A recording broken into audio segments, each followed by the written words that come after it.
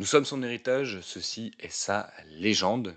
Éclairer les ténèbres. Cette citation issue du livre Je suis une légende pourrait totalement correspondre au protagoniste de cette vidéo, le parrain de tous les pilotes. Il est celui qui a défini les contours du pilotage moderne tout en évitant la mort et en inspirant les plus grands noms du sport automobile. Si beaucoup de pilotes espèrent marquer de leur empreinte la Formule 1, très peu d'entre eux parviendront à marquer un point. Encore moins réussiront à monter sur la plus haute marche du podium. Et alors pour ce qui est de décrocher un titre, là on est vraiment sur une élite réduite à un faible nombre. Mais gagner 5 titres avec 4 écuries différentes, ça relève tout simplement du génie. Et c'est ce qu'a réussi à faire l'Argentin Juan Manuel Fangio. Hello boys and girls and the other. Après vous avoir parlé de Michael Schumacher et de Lewis Hamilton, les deux pilotes les plus titrés en Formule 1, il fallait que je vous parle du troisième pilote le plus titré de l'histoire. L'Argentin Juan Manuel Fangio est une véritable légende de la Formule 1 et j'ai décidé de le représenter au travers du Grand Prix d'Allemagne 1957. Mais avant tout, il faut bien que je présente aux plus jeunes le maestro.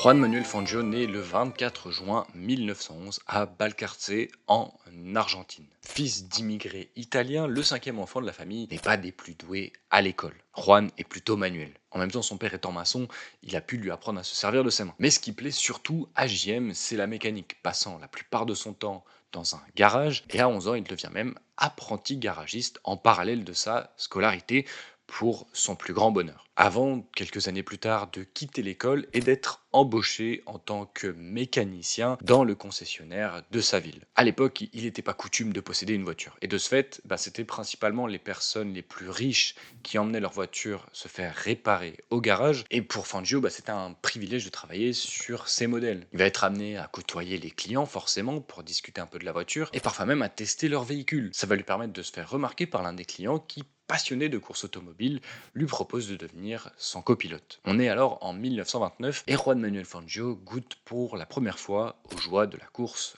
automobile. Après un an de service militaire en 1932, lors duquel il était chauffeur d'officier, rien que ça, il va décider de revenir dans son village natal et d'ouvrir un garage avec sa famille. Cela va lui permettre de gagner un peu d'argent et de se dire, tiens, maintenant que j'ai l'argent, est-ce que je peux pas participer moi aussi à des courses automobiles? À 25 ans, il prend part à plusieurs courses au volant d'une Ford A prêtée par un de ses amis, et finalement son premier fait d'armes arrive en 1938 lorsqu'il prend le départ du Grand Premio de Necochea, lors duquel il se qualifie troisième et il termine septième. À partir de ce moment-là, il va progressivement quitter les circuits et se tourner plutôt vers les courses routières, avec notamment le championnat Turismo Carretera. Et sa première victoire interviendra lors de sa toute première course, le Buenos Aires-Lima, faisant plus de 9500 km. Le gars bombarde et il sera champion en 1940 et en 1941 avant que le monde ne se mette en pause. Malheureusement, la Seconde Guerre mondiale frappe partout et les courses s'arrêtent. Bon, Fangio, à ce moment-là, il va pas rester les bras croisés. Il va se mettre à acheter pas mal de camions pour leurs pneus qui vont lui servir dans son garage. Et à la fin de la guerre, il a entassé tellement de camions qu'il ne sait pas vraiment quoi en faire. Alors, il va aller voir ceux qui lui ont vendu ces camions pour proposer de les racheter, forcément un peu plus cher, et donc se faire pas mal d'argent. Cet argent-là, il va le réinvestir dans sa carrière de pilote lorsque les courses reprendront en 1947. Plutôt ingénieux. Il va participer aux Temporadas, courses organisées par le gouvernement argentin. Rien que ça. Et il va se mesurer aux meilleurs pilotes du monde, puisque les Européens viennent également participer à ces courses réputées. Au début, ça va pas être fou. Son matériel est pas dingue, et il faut attendre plusieurs grands prix pour que Fangio parvienne à le régler et à finalement remporter plusieurs victoires. Et grâce à ses excellentes performances, il va alors convaincre l'Automobile Club argentin de lui fournir une voiture de haute voltige. El Chueco, son surnom qui veut dire Jean Marquet, ne va pas laisser passer sa chance et va terminer 4 fois champion national entre 1947 et 1950. Malheureusement, lors de ces courses, JM va perdre son copilote dans un crash dont il est responsable. En effet, en rentrant tard d'une course et en étant exténué, il va tirer tout droit dans un champ, la voiture va faire des tonneaux et malheureusement, Uratia, son copilote, décède. L'Argentin perd pour la première fois un ami et sa fâcheuse tendance à conduire en étant extrêmement fatigué reviendra un peu plus tard dans notre histoire. Toujours avec l'aide du gouvernement, l'Automobile Club argentin envoie ses meilleurs éléments rouler en Europe. Et forcément, Fangio fait partie de la troupe. Il débarque en Italie chez un certain Achille Varzi, pilote qu'il avait affronté lors des Temporadas et qui est considéré comme l'un des meilleurs pilotes d'entre-deux-guerres. Voilà, rien que ça. Et l'aide et l'impact de Varzi sur l'Automobile Club argentin et sur tous les pilotes argentins va être tel que lors de son décès en 1948, l'écurie va se présenter au Grand Prix suivant sous le nom Scuderia Achille Varzi. Et c'est justement avec cette écurie que Fangio découvre la course automobile européenne en roulant avec une Gordini lors du Grand Prix de l'ACF 1948. Des termes qui te parlent si tu as vu ma vidéo sur l'histoire de la France en Formule 1. Et si tu l'as pas vu, il y a une petite fiche juste ici. Et j'en profite, pense à t'abonner et activer la cloche. Vous êtes beaucoup à regarder mes vidéos sans être abonné. Ce serait dommage de louper une vidéo par-ci par-là. Donc, pour pas que ça arrive, et au passage, pense à liker cette vidéo si elle te plaît. Tout au long de la course, il va opposer une très belle résistance aux Alfetta de l'écurie Alfa Romeo, meilleure voiture à l'époque, et va être malheureusement contraint à l'abandon. En 1949, il revient rouler en Europe, cette fois sur une Maserati, et il sait qu'il doit marquer les esprits pour s'installer durablement. Le lancement de la saison va se faire à San Remo, et la veille du Grand Prix, il va décider tout simplement de démonter l'intégralité de sa voiture pour la connaître par cœur et retravailler un peu les pièces qui pourraient poser un problème. Comme ça, il s'assure que tout est bien, il va dormir, et il remporte le Grand Prix. Cet exemple montre un atout essentiel chez El Chueco, les connaissances en mécanique sont plus importantes que le pilotage. Il faut impérativement connaître son matériel avant de piloter. C'est rien comme ça, mais à l'époque c'était extrêmement important puisque la fiabilité n'était pas au cœur des discussions. Pour lui, le plus important, c'est pas le pilote, c'est le mécanicien. Il va faire des merveilles avec sa Maserati, étant dans un environnement familial qui lui plaît, au point de ne pas signer de contrat avec Maserati et de rouler entre guillemets gratuitement pour eux à chaque Grand Prix. L'Argentin signe plusieurs victoires, Marseille, Albi, Monza et va marquer les esprits en Italie, au point où Alfa Romeo, meilleure équipe de l'époque, va lui proposer un test, car ils veulent chez eux les meilleurs pilotes du monde. Et ce test aura lieu lors du Grand Prix de San Remo 1949. Bon, le début du week-end se passe plutôt mal pour l'écurie italienne puisque leur leader Giuseppe Farina se blesse au bras. L'écurie italienne, ne voulant pas de mauvaise pub s'il ne gagne pas, décide de se retirer. Mais tu t'en doutes, Fangio l'entend pas de cette oreille. Lui, il veut participer au Grand Prix, faire ses preuves, et il va réussir à convaincre Alfa Romeo de courir. En leur disant un truc tout simple, si vous perdez, tout le monde dira que c'est la faute du nouveau. Alors que si vous gagnez, ça veut dire que tout le monde peut gagner avec une Alfa Romeo. Et la pub est immense. Et à ton avis, quel va être le résultat de Fangio? Oui, il va gagner. Alfa est conquise et décide de faire signer un contrat à Fangio avant le début de l'inédit championnat du monde de Formule 1. Fangio est donc aligné aux côtés de Giuseppe Farina et de Luigi Fagioli au départ du premier Grand Prix de l'histoire de la Formule 1. Forcément, l'Argentin est anxieux, on n'a pas vu un championnat d'une telle ampleur depuis le championnat d'Europe des pilotes, dont la dernière édition s'est déroulée en 1939. El Chueco va parvenir à se qualifier deuxième derrière son coéquipier Farina et réalise un plutôt beau Grand Prix avant d'être malheureusement contraint à l'abandon. Revanchard, il arrive à Monaco avec moins de pression et il va signer sa première pole position en Formule 1. Puis le lendemain, remporter sa première victoire. Une victoire pleine de malice. En fait, au moment du départ, Fangio s'envole parfaitement et à la fin du tour 1, il y a un gros accrochage dans la ligne droite de départ-arrivée. Il y a 8 pilotes qui sont contraints d'abandonner et les voitures sont clairement entassées. Mais ça arrive derrière l'Alfetta de Fangio. Donc lui, il n'est pas du tout au courant de ce qui se passe. Et quand il arrive dans le dernier virage, il voit que le public regarde la sortie du virage et ne le regarde pas lui alors qu'il est leader. Ça lui fait un petit sentiment étrange et il se dit, il y a un truc qui est bizarre.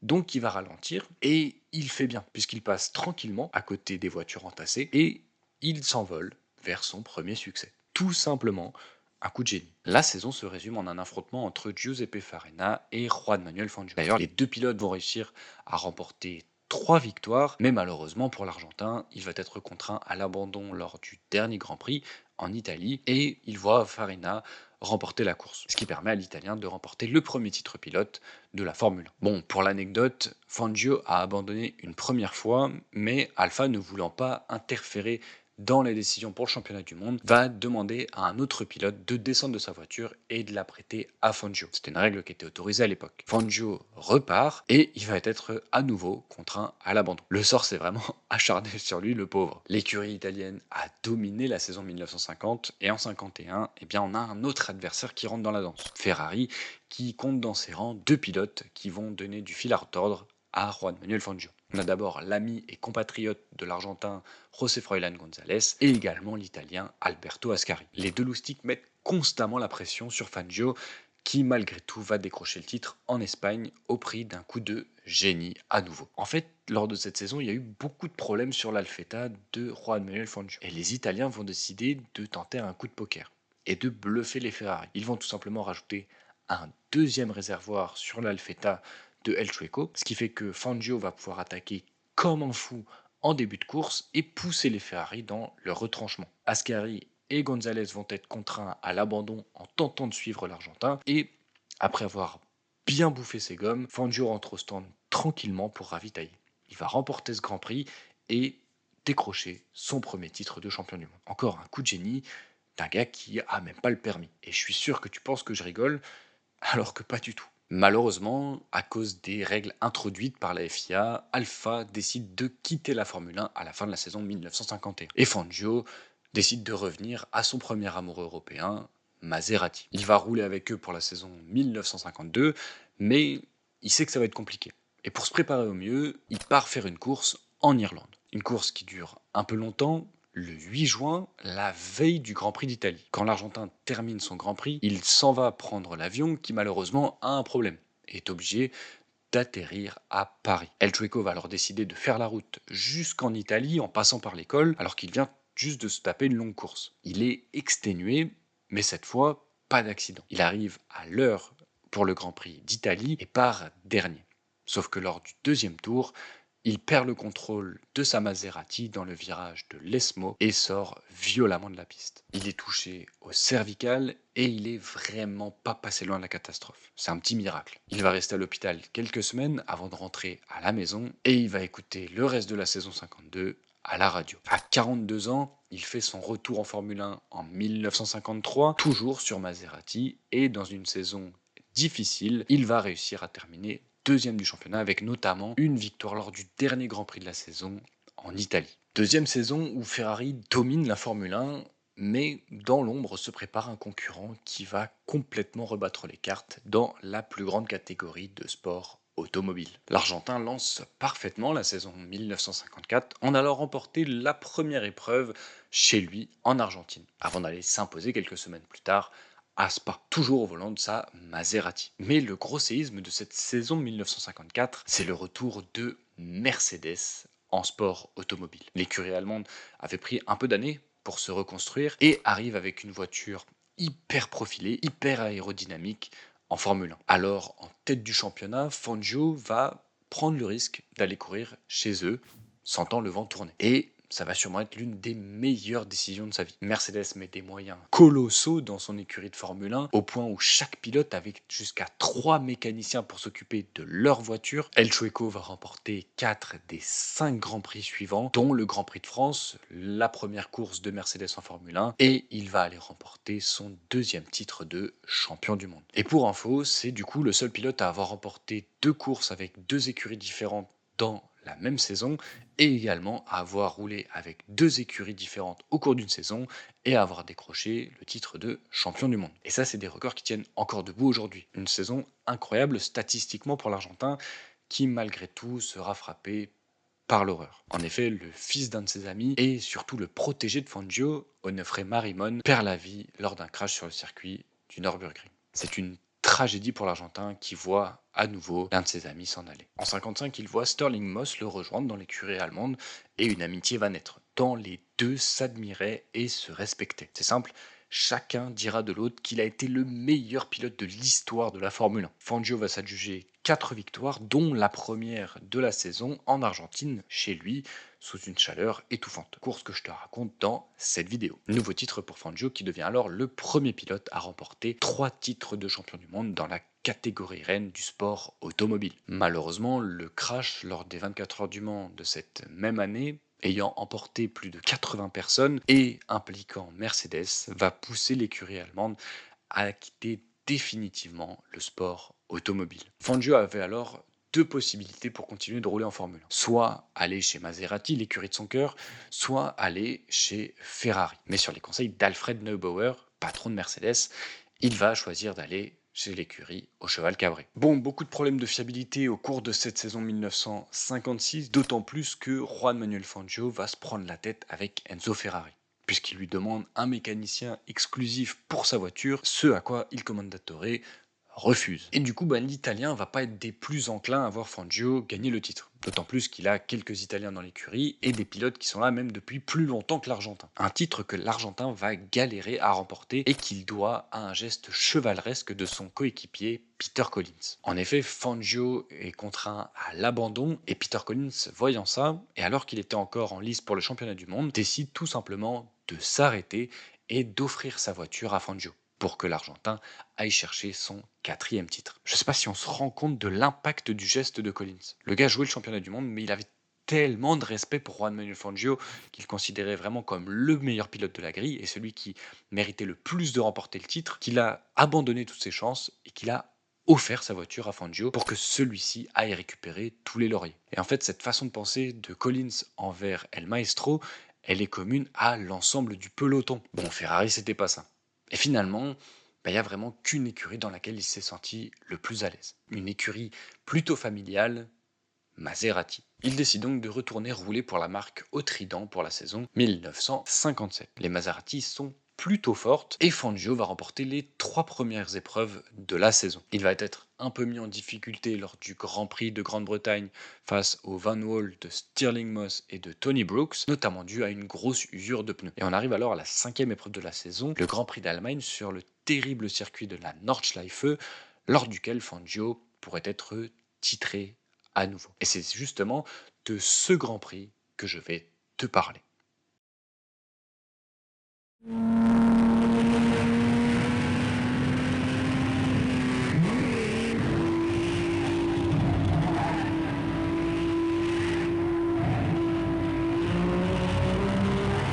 On est le 4 août 1957 sur le circuit que l'on appelle l'Enfer Vert, la Nordschleife, un circuit extrêmement dangereux à cause de la végétation autour de la piste et du manque de sécurité. Plusieurs pilotes se sont fait surprendre et y ont perdu la vie, notamment Onofre Marimon, le protégé de Juan Manuel Fangio. Le vendredi, lors de la première séance de qualification, Fangio va boucler les 22 km 8 du circuit en 9 minutes 34, faisant tomber une première fois le record de la piste. Tous ses adversaires sont subjugués, essayent de se mettre à haut niveau, et lorsqu'ils parviennent à se rapprocher de ce temps-là, l'Argentin explose le record du tour de plus de 9 secondes. Il signe une pole position en 9 minutes 25, son plus proche concurrent est Mike Hawthorne à 2 secondes 8, et en 3e position on trouve son coéquipier Jean Béra. 4e, Peter Collins sur sa Ferrari. Pour El Maestro, tout se goupille plutôt bien. Il sait que pour être champion, il doit gagner. C'est plus facile à dire qu'à faire, notamment à cause de l'usure des pneus atroce de sa voiture. Il a alors deux possibilités, ne pas s'arrêter, mais c'est prendre un énorme risque au vu des potentielles crevaisons, en sachant que sur ce Grand Prix, la moindre erreur peut vous être fatale, ou alors s'arrêter. Mais à ce moment-là, il lui faut à peu près 22 secondes pour être tranquille, pour pouvoir changer ses pneus et ressortir leader. Il va choisir cette deuxième option en ajoutant une petite subtilité, moins remplir son réservoir que les autres. Ça va lui permettre d'aller plus vite et donc d'espérer justement avoir ces 22 secondes avant son arrêt au stand. Sur le papier, le plan est plutôt intelligent. Mais tu t'en doutes, ça va pas se passer comme prévu. Le drapeau s'élève puis s'abat, la course est lancée et Fangio voit les deux Ferrari le passer au départ. L'Argentin a pris un départ moyen, il se retrouve 3e derrière Mac Hawthorne et Peter Collins. Le premier tour est bouclé dans cet ordre, avec un petit peu d'écart créé entre les deux Ferrari et la Maserati. Mais lors du second tour, Fangio parvient à se rapprocher et se retrouve dans les échappements de Peter Collins. Il faut attendre le troisième tour pour que l'Argentin passe l'Anglais dans la courbe sud avant d'attaquer Mike Hawthorn quelques virages plus loin et de prendre la tête du Grand Prix. Ça y est, on est au quatrième tour et Fangio peut enfin développer sa stratégie, distancer les Ferrari, chose qu'il va réussir à faire mais pas aussi bien qu'il le pensait. Au sixième tour, il possède seulement 11 secondes d'avance sur Mike Hawthorn. En fait, Fangio va vite, ça c'est indéniable. Mais malgré lui, il fait le lièvre pour les deux Ferrari, qui tentent de le suivre car elles n'ont pas prévu de s'arrêter, et donc elles ne veulent pas lui laisser trop d'avance. Fangio garde son rythme et signe record du tour sur record du tour. Les Ferrari s'accrochent un temps à la Maserati, mais finissent par être distancés. JM parvient à posséder 28 secondes d'avance sur Mike Hawthorn et peut donc s'arrêter l'esprit léger. Il rentre au stand au 12e tour et avec une telle avance, ses mécaniciens auront le temps de changer ses pneus et de le ravitailler en essence. En tout cas, s'il n'y a pas de problème. Sauf que forcément, va y avoir un problème. Et oui, forcément, cette course ne serait pas légendaire s'il ne se passait rien. En fait, quand Fangio s'arrête, un de ses mécaniciens laisse échapper l'écrou tenant la roue arrière droite. Cet écrou va rouler et aller sous la voiture de l'Argentin. Sauf que le temps de récupérer l'écrou, le temps d'accrocher la roue avec cet écrou et le temps que Fangio reparte, eh bien l'Argentin va perdre 59 secondes dans l'histoire. Et si à ça on ajoute que les Ferrari ont attaqué au moment où El Maestro s'est arrêté, eh bien l'Argentin ressort avec 44 secondes de retard sur le leader Mike Hawthorn. Il reste alors 10 tours et la mission semble impossible. Impossible pour un pilote lambda, mais pas pour une légende comme Fangio. El Maestro va se mettre dans une bulle de concentration et va cravacher. Au 16e tour, l'Argentin possède 33 secondes de retard sur Mike Hawthorn. Un tour plus tard, il est déjà revenu à 25 secondes 5. Au 19e tour, il est à 13 secondes 4 et à moins de 5 secondes à l'entame du 20e tour. Il reprend près de 8 secondes par tour au pilote Ferrari, notamment dû au fait que les Ferrari n'ont plus d'énergie dans leurs pneus et des réservoirs quasiment vides. Et oui, quand Fangio cherchait à les distancer, les Ferrari ont tapé dans leurs pneus à ce moment-là. Et donc maintenant que l'Argentin arrive avec des pneus frais et le plein d'essence, il n'y a pas besoin de calculer, là où les Ferrari sont obligés d'économiser. Des éléments essentiels qui, en plus du talent de Fangio, expliquent pourquoi l'Argentin se retrouve à nouveau dans l'échappement de Peter Collins à l'entame de l'avant-dernier tour. Il va effectuer un magnifique dépassement sur la première des deux Ferrari et glaner la deuxième position. À ce moment-là, il lui reste plus que Mike Hawthorn à aller chercher pour espérer aller chercher une victoire inoubliable. Et malheureusement pour l'Anglais en tête du Grand Prix, Fangio est beaucoup trop rapide. Il va le doubler dans cet avant-dernier tour et bien qu'Hawthorn tente de s'accrocher à la Maserati, il ne pourra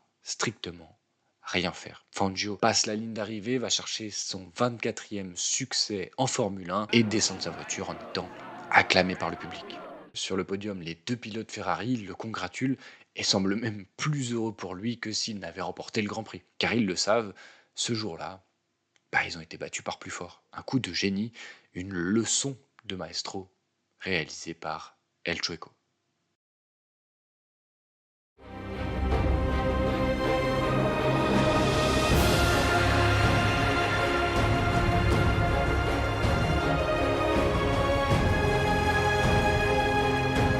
Avec l'âge vient la sagesse.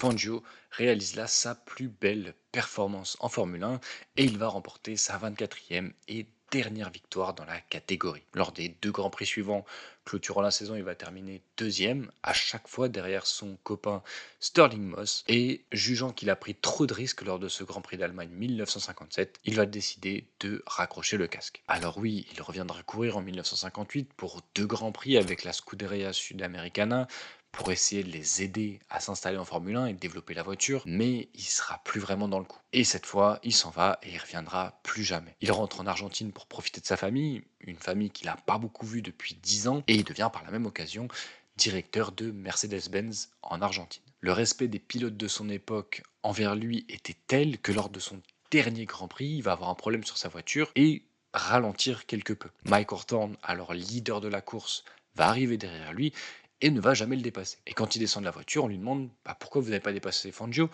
Et il dit, on ne prend pas un tour à cet homme-là. La grande classe, et ça montre vraiment l'immense respect que tous avaient pour El Maestro. Bien évidemment, il a laissé une énorme trace en Formule 1, étant considéré comme une légende par Clark, par Stewart, par Senna. Prost disait de lui que quand il arrivait dans le paddock, tout le monde était en totale admiration. Fangio, c'est quelqu'un. Il faut savoir que l'Argentin a participé à 51 Grands Prix, avec les 2 courses en 1958, et qu'il en a remporté 24 d'entre elles, soit 47%. Et au cours de ces 51 courses, il a signé 29 fois la pole position. Et surtout, il est monté 35 fois sur le podium. Et en gros, sur chacune des courses où Fangio a participé, il y en a 2 sur 3 auxquelles l'Argentin était forcément sur le podium à la fin. Et puis, au-delà du sport automobile, Fangio est même rentré dans notre champ lexical. En France, on a une expression pour dire se prendre pour Fangio. Ça veut dire de quelqu'un qui conduit vite, qu'il a une conduite sportive. Enfin, j'ai une dernière statistique assez effrayante. Il faut savoir que la Formule 1 existe depuis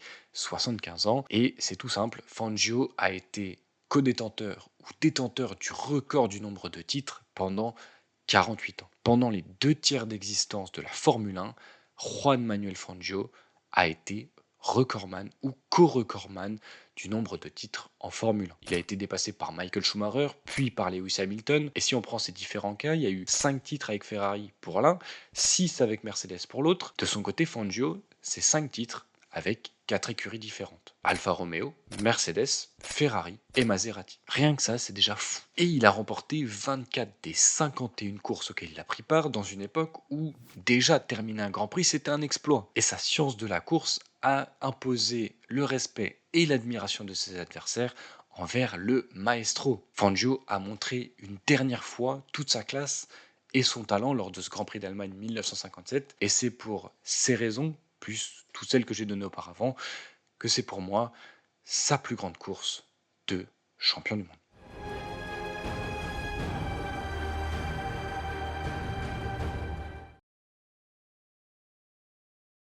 L'histoire de Juan Manuel Fangio, c'est l'histoire d'un petit Argentin ambitieux, d'un pilote en avance sur son temps, d'une légende vivante dans son pays et d'un homme ayant défini les bases de ce qu'était un champion du monde en Formule 1. Et pour conclure, c'est pour moi la plus grande légende de la Formule 1, parce qu'il a tout simplement gagné avec tout le monde, avec toutes les grandes écuries de son époque. Alors oui, je suis un grand fan de Michael Schumacher, Lewis Hamilton fait de très belles choses, Alain Prost a été exceptionnel, Jackie Stewart, je pourrais en parler également pendant des heures, mais celui qui a gagné avec différentes écuries, c'est Juan Manuel Fangio. Celui qui a les statistiques les plus favorables en termes de pourcentage, c'est Juan Manuel Fangio. Celui qui a imposé le respect auprès de tout le monde juste par son pilotage, c'est Juan Manuel Fangio. Pour ceux qui ont envie de connaître un peu plus de détails sur Juan Manuel Fangio, il y a un documentaire sur Netflix que je vous laisse aller voir. N'hésite pas à me donner ta légende dans l'espace commentaire. Toujours petit jeu qui se passe lors de ces vidéos des plus grandes courses de champions du monde. J'ai cité le nom du prochain protagoniste dans cette vidéo.